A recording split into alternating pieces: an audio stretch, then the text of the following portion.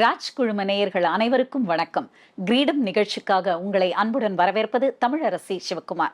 இந்த ஜேர்னில கல்வி தந்தை என்ற மாபெரும் பட்டத்திற்கு சொந்தக்காரரானவர், சைதையை அந்த தொகுதிக்கே ஒரு அடையாளமாக மாறியிருப்பவர் திரு சைதை துரைசாமி அவர்கள். முன்னாள் சட்டமன்ற உறுப்பினர் அவர்கள், முன்னாள் மேயர் அவர்கள் என்ற பல தகுதிகளை தன்னுள் வளர்த்து கொண்டவர். இளைய சமுதாயத்திற்கு, நாளைய மாணவர்களுக்கு எழுச்சியை கொடுத்து கொண்டிருப்பவர். நம்மால் எதுவும் முடியும், என்னால் எதுவும் செய்ய முடியவில்லை என்றால் யாரால் செய்ய முடியும் என்ற கேள்வியை எழுப்பிக் கொண்டிருப்பவர். அப்படிப்பட்ட சிறந்த ஆளுமையைத்தான் இன்றைய கிரீடம் நிகழ்ச்சியில் நாம் சந்திக்கப் போகிறோம். சாமானிய மக்களை ஆளுமைகளாக மாற்றிய கல்வி ஆசான், தேவைப்படுவோரின் தேவை அறிந்து தேடி போய் உதவி செய்த, கல்வி முதல் அரசியல் வரை முத்திரை பதித்த பாமரன், சேவையை பிரதானப்படுத்திய வாழ்க்கையை அமைச்சிட்டார். உணவு, கல்வி, இலக்கியம், அரசியலில் தடம் பதித்த பன்முக நாயகர். இன்னொருவரால் முடிகிறது என்றால் அது என்னால் முடியும், என்னால் முடியாது என்றால் வேறு ஒருவரால் முடியாது. மனிதநேயம் அறக்கட்டளை நிறுவனர் சைதை துரைசாமி மனம் திறக்கும் கிரீடம். வணக்கம் சார். வணக்கம். நலமா இருக்கீங்களாங்க சார்? பர்சனலாவே ரொம்ப நான் மரியாதை வச்சிருக்க மனிதர்களோட பட்டியல்ல மேலிடத்துல இருக்கிறவங்க நீங்க. இன்னைக்கு உங்க கூட ஒரு இன்டர்வியூனா எனக்கே எக்ஸைட்மெண்ட் அதிகமா இருக்கிறது. நீங்கள் இருக்கிற இந்த சைதை தொகுதியை சேர்ந்த பெண் என்பதனாலும், கல்வித்துறையில நீங்க செய்திருக்கிற பல சாதனைகள், அதாவது பிள்ளையார் சுழினே சொல்லலாம். மாணவர்களுக்கு கல்வி மீது அக்கறையும், அதை தாண்டி நம்ம ஸ்கூல் எஜுகேஷன், காலேஜ் எஜுகேஷனோட முடிச்சு வேலைக்கு போன குழந்தைங்களுக்கு இல்லை, அதை தாண்டி ஒரு ஆளுமையான ஒரு இடத்துக்கு உன்னால வர முடியும் அப்படின்றதுக்கு அரிச்சுவடி போட்ட உங்களை சந்திக்கிறதுல ரொம்ப மகிழ்ச்சிங்க சார். இப்போ நம்ம ஒரு செக்மெண்ட் போறோம் சார். அதாவது அந்த செக்மெண்டோட பேரு 5 ஸ்டார் செக்மெண்ட். நான் சொல்ற கேள்விகள்ல நீங்க அந்த 5 ஸ்டாருக்கு எவ்வளவு மதிப்பெண் கொடுக்குறீங்க அப்படின்னு நாங்க பார்க்க போறோம். உங்களோட அந்த தெரிதல், புரிதல், உணர்தல் அப்படி இல்லை. கல்வி முறை, கல்வி தான் ஒரு மனிதனை வாழ்க்கையோட உச்ச நிலைக்கு கொண்டு போகும். அன்றைய கல்வி முறை, இன்றைய கல்வி முறை, நீங்க படிக்கிறச்ச உங்க தாத்தா உங்ககிட்ட சொல்லியிருப்பாங்க, நாங்க படிக்கிறச்ச அப்படின்னு அப்பா சொல்லியிருப்பாங்க, நீங்க சொல்லியிருப்பீங்க, அடுத்த தலைமுறை சொல்றாங்க. இப்ப அந்த கல்விக்கு ஒரு ஸ்டார் கொடுக்கணும்னா அன்றைக்கு இருக்கிற கல்வி முறையோடு இன்றைக்கு இருக்கிற கல்வி முறையை ஒப்பிட்டு எத்தனை ஸ்டார் கொடுப்பீங்க? 5 வரைக்கும் நீங்க நம்பர் கொடுக்கலாம். 5 மதிப்பெண் அன்றைய கல்விக்கு. அதுக்கு கீழே என்ன வேணாலும் வச்சுக்க. இன்றைய ஒரு பாஸ் கொடுத்த உடனே அதுக்கு மேல போவீங்களோ அப்படின்னு பார்த்தேன் நானு. எல்லா மனிதர்களுக்கும் நம்பர் 1 இது மிக அவசியம் அப்படிங்கிறது சொல்லணும்னு சொன்னா, அதான் சொன்ன உடல் நலன். அந்த உடல் நலன் சுவர் இருந்தால்தான் சித்திரம் தீட்ட முடியும். இன்றைய மாணவர்களோட உடல் நலன்ல உங்களுக்கு கவலை அதிகமாக கவலை இருக்கிறதா? ரொம்ப ரொம்ப அதிகமா இருக்குது. எனக்கு அதுதான் இந்த எதிர்காலம் எப்படி போகுன்னே தெரியல. இன்றைய மாணவர்களுக்கு புரிதலான பாடத்திட்டம் எங்கே இருக்கிறது, அவன் எதை மேற்கொள்ள வேண்டும், எதை கடைப்பிடிக்க வேண்டும், எத்தகைய பண்புகளை கடைப்பிடிப்பதற்கு என்னென்ன செய்ய வேண்டும், முதலில் அவனுக்கு எது பொருந்திய உணவு, எது பொருந்தாத உணவு, இதை சொல்லிக் கொடுப்பது யாருடைய கடமை? என்னுடைய நீண்ட கால கோரிக்கையே என்னன்னா, ஒரு மனிதனை மனிதனாக முதலில் அவனை வாழ வைப்பது உடல்நலன். நற்பண்புகளை அவன் பெற்று அவன் சிறந்த வாழ்க்கை வாழ வேண்டும் என்றால் பூர்ண உடல்நலத்துடன் இருக்கின்ற ஒருவனால் தான் அது முடியும். உடல் நலத்தோடு இருந்தால் மட்டும்தான் அங்கே மகிழ்ச்சி இருக்கும், மன நிறைவு இருக்கும். அப்பொழுதுதான் அவனுடைய தேடல் அவனை வெற்றிகரமான பாதைக்கு அழைத்து செல்லும். பள்ளிக்கூடத்தில் வர்ற பையனுக்கு இப்போது தண்ணி எப்படி குடிக்கணும், எப்படி சாப்பிடணும்னு சொல்லித்தரீங்களா? சொல்லித்தரதில்லை. சீக்கிரமா சாப்பிடணும், சீக்கிரமா சாப்பிடு, அடுத்த கிளாஸ் டைம் ஆச்சு, சீக்கிரம் அள்ளி. அப்ப இது என்ன குப்பை தொட்டியா? இது என்ன குப்பை தொட்டியா அள்ளி போட்டுக்கிட்டு போறதுக்கு? முதலில் இந்த உணவு செரிமானம் ஆகணும். சாப்பிட்ட உணவு செரிமானமானாதான் அவன் முழு ஆரோக்கியத்தை பெற முடியும். அப்போ என்ன நம்ம முன்னோர்கள் சித்தர்கள் சொன்னான், அதெல்லாம் அப்போ பாடத்திட்டத்தில் இப்போ இல்லை. நொறுங்க தின்றால் 100 வயது. சரி, இப்போ நீங்கள் சொல்கிற மாதிரி உணவு அதில் ரொம்ப முக்கியத்துவம் செலுத்தணும், ஏன்னா அது நம்மோடு இருப்பது. இன்னும் அதை தாண்டி இந்த சமூகம், அதாவது வீட்டிலேருந்து கிளம்பி அவங்க பள்ளிக்கு, கல்லூரிக்கு, வேலை பார்க்கும் இடத்திற்கு. சென்னை மாநகரத்தின் மேயராக நீங்கள் இருந்திருக்கிறீர்கள். சென்னை மாநகரத்திற்கு நிறைய ஒரு இன்ஃப்ராஸ்ட்ரக்சரல் டெவலப்மெண்ட்டாக இருக்கட்டும், நிறைய சென்னை மக்களை வியந்து பார்க்கிற அளவுக்கு நிறைய விஷயங்களை நீங்கள் மாற்றிருக்கீங்க. அதனுடன் இப்பொழுது இருக்கிற சென்னை மாநகர அந்த உட்கட்டமைப்பு வளர்ச்சி அதையெல்லாம் பார்க்கும் பொழுது இப்போ இந்த ஸ்டார் ரேட்டிங் எப்படி கொடுப்பீங்க? ஒன்று நீங்கள் வரலாறுல படிச்சிருப்பீங்க. யாருடைய காலம் பொற்காலம்னு சொல்லுவாங்க, அசோகருடைய காலம் சொல்லுவாங்க. ஒவ்வொருத்தரும் ஒரு சிலர் மட்டும்தான் எல்லாவற்றிலும் விதிவிலக்காக ஒரு ஆட்சி புரிந்தார்கள்னு நாம் படிக்கிறோம்.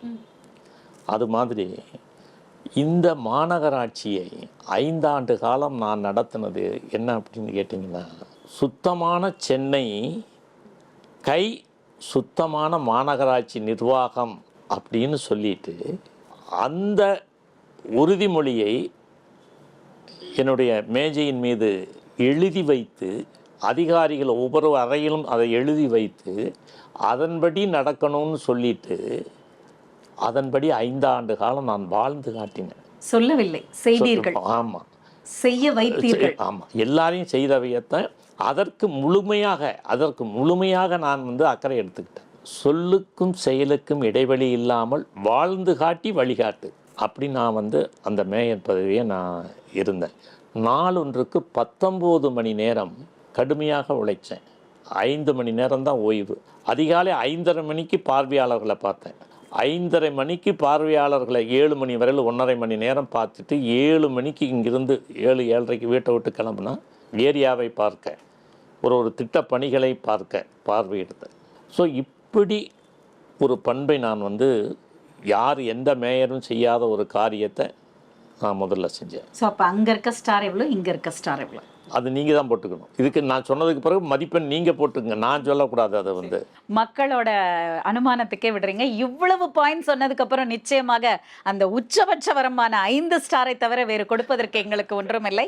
வாழ்த்துக்கள் சார். அதாவது உங்களோட சொல் கண்டிப்பாக அனைவர் மனதிலும் பதிந்து அது செயலாக மாறணும்.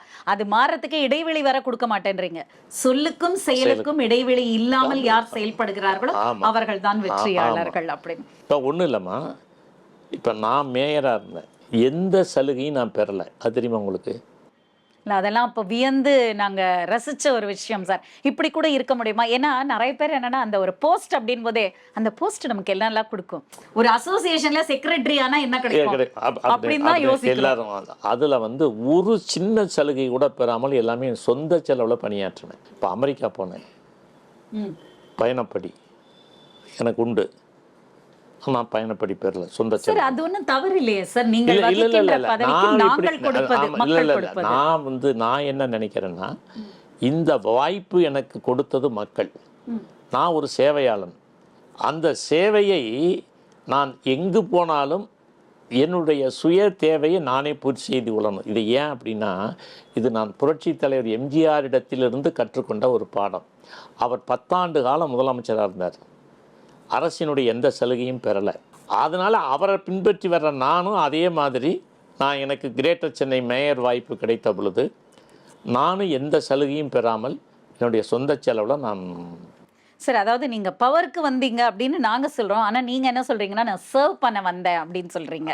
சார், அப்போ அடுத்த 3வது ஒரு ஸ்டார் எதை கேட்போம் அப்படின்னா, நான் மனிதன், அதற்கு பிறகு என்னுடைய குடும்பம், நான் வேலைக்கு செல்கிறேன், அடுத்து சமூகம்.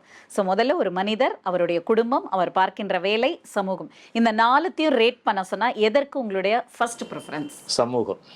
மனித நேயம் என்பதே பாகுபாடு இல்லாத, சாதிகளை கடந்து மதங்களை கடந்து சக மனிதனை உறவாக எண்ணுகின்ற சிந்தனை. இந்த சமூகம் இருந்தால்தான் ஒரு மனிதன் மகிழ்ச்சியாக இருக்க முடியும். இந்த நிகழ்ச்சி எடுக்கிறதுக்கு இப்போ எத்தனை பேர் தேவை? நீங்கள் ஒரே ஆள் எடுக்க முடியுமா? முடியாது. உடைய உடுத்துறீங்க, அதை 4 பேர் பார்த்தா தான் உங்களுக்கு ஒரு திருப்தியே வரும். நிச்சயமாகங்க சார். இல்லையா? அதுக்கு அது நம்ம ரெடி ஆகும்போதே எத்தனை பேர் நல்லா இருக்குன்னு சொல்லுவாங்க. இன்னும் நல்லா ட்ரெஸ் பண்ண சொல்லுது. அதுதான். சக மனிதன் இருந்தால் தான் மகிழ்ச்சியும், சக மனிதன் இருந்தால் தான் துக்கமும், சக மனிதன் இருந்தால் தான் எல்லாமும். அதனால் சமூக பார்வை முதலில் ஒரு மனிதனுக்கு இருக்க வேண்டும், அதற்கு பிறகுதான் மீதி எல்லாம். அதுல 2வது எதுங்க சார்? சமூகத்திற்கு அடுத்து நானா, எனது வேலையா, எனது குடும்பமா? சமூக சிந்தனை இருந்தால் இவையெல்லாம் அடுக்கடுக்காக வந்துடும். இதுதான் அப்படின்னு இல்லை. உனக்கு முதலில் தேவை, ஒரு மனிதனுக்கு தேவை சமூக அக்கறை, சமூக பார்வை. சமூகத்தில் இருக்கிற அனைவருமே என் குடும்பம்னு நினைக்கணுமே தவிர என் குடும்பம் மட்டும்தான் எனக்கு மட்டும்தான் அப்படின்னு நினைத்தால் அது சுயநலம். சரி, நீங்க பேசின வார்த்தைகளை யாரை பார்த்து வியந்தேன், யாருடைய பாதையை பின்பற்றினேன், யாருடைய சொல் எனக்கு வேத வாக்காச்சு அப்படின்னு தொடர்ந்து பேசிட்டு இருக்கீங்க. அடுத்து புரட்சி தலைவர் திரு எம்ஜிஆர் அவர்களும் புரட்சி தலைவி அம்மா அவர்களும், இவர்கள் 2 பேருக்கும் எவ்வளவு அந்த ஸ்டார் கொடுப்பீங்க நீங்க? அதில் நம்பர் 1 எம்ஜிஆர். புரட்சி தலைவர். அதில் ஒன்றும் மாற்றுக்கிறது கிடையாது. அதுக்கு அடுத்த இடம் அம்மா. சரிங்க சார், ரொம்ப சந்தோஷம். சரி, எல்லாரும் வெளியே இருக்கிறவங்களெல்லாம் பற்றி பேசிட்டோம், நம்ம வீட்டில் இருக்கிறவங்கள பற்றி பேசணும். ஏன்னா சாப்பாடு உணவே மருந்து, நொறுங்க திங்கணும் அப்படியெல்லாம் சொல்லிட்டு இருக்கீங்க. குக்கிங்னு எடுத்துக்கும் போது வீட்டில் அம்மாவோட சமையல் உங்களுக்கு ரொம்ப பிடிக்குமா, இல்லை நம்ம மேடம் சமையல் ரொம்ப பிடிக்குமா? அதாவது எங்கள் அம்மா வந்து 83லேயே வந்து அவங்க என்னை விட்டு பிரிச்சுட்டாங்க. அம்மாவோட இருந்து உண்ட நாள் அப்படிங்கிறது எனக்கு 10-12 வயசு தான். கிராமத்தில் கீரையை வந்து ரக்கிரின்னு சொல்லுவாங்க. கேள்விப்பட்டிருக்கீங்களா? கேள்விப்பட்டிருக்கீங்க? கீரை தான் சொல்லி ஏதாவது ஒரு குறிப்பிட்ட இல்லை, எந்த கீரையை கொண்டாந்தாலும் ரக்கிரி எடுத்துகிட்டு வந்துட்டோம் அப்படிம்பாங்க. அதுக்கு ஒரு அடைமொழி. அது எவ்வளோ பேருக்கு தெரியல, பட் கிராமத்தில் இருக்கிறவங்களுக்கு தெரியும். அந்த ரக்கிரியை கொண்டு வந்து அதை கடைஞ்சாங்கன்னா அந்த மிளகாயை கிள்ளி போட்டு வெங்காயத்தை அப்படி தட்டி நசுக்கி போட்டு அதில் பண்ணுவாங்க பாருங்க. அடடா, அது அவ்வளோ அற்புதமாக இருக்காது. அதுவும் கேழ்வரகு களி இருக்கு இல்லைங்களா, அந்த அதுக்கும் இந்த கீரைக்கும் அவ்வளோ பொருத்தமாக இருக்கும். அதே மாதிரி நான்வெஜ் பண்ணாங்கன்னா ரொம்ப பிரமாதமாக இருக்கும். அதில் குறிப்பிட்டு எதுங்க சார்? இல்லை, அது எல்லாமே ரொம்ப ரொம்ப சுவையாக ரொம்ப சிறப்பாக இருக்கும். ஓகேங்க சார், தேங்க்யூ சார். நேர்களே, நம்ம கிரீடம் நிகழ்ச்சியில் சார் கூட பேசிட்டு இருக்கோம். ரொம்ப இன்ட்ரெஸ்டிங்கான தகவல்களை எல்லாம் பரிமாறிட்டு இருக்காங்க. இப்போ ஒரு சிறிய விளம்பர இடைவேளைக்காக நம்ம பிரேக் எடுத்துப்போம். பிரேக்குக்கு அப்புறமா இந்த 5 ஸ்டார் செக்மெண்ட்டை தொடர்ந்து அடுத்த என்ன செக்மெண்ட் அவளோட காத்திருங்கள், மீட் பண்ணுவோம்.